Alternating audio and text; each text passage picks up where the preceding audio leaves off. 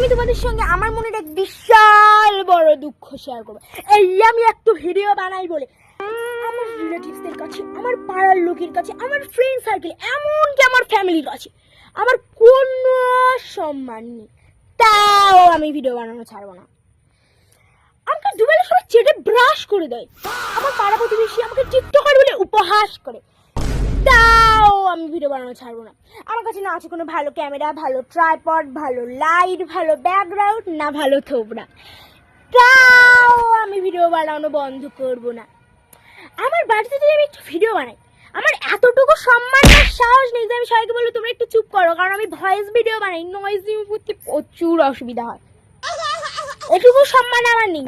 আমি যদি বলি ওরা বলবে তো ফালতু কাজ, ভিডিও করার কোনো কাজ, ফালতু কাজ, সময় নষ্ট করি, বেকার, টাইম ওয়েস্ট, এটুকু বাড়ার মতো সাহস সম্মান আমার কোনোটা নেই। ভাই আমি একটা ভিডিও করবো, আমার পাড়ার লোক ওকে বলে তো পিচাস, अबे साले হাই হাই হাই রাম, ভিডিওর সাথে পিতা সত্যি সম্পর্ক, তাও আমি ভিডিও বানানো বন্ধ করবো না। আমি জানি আমি কোনোদিন ভাইরাল হবো না, তাও আমি ভিডিও বানানো বন্ধ করবো না। আমার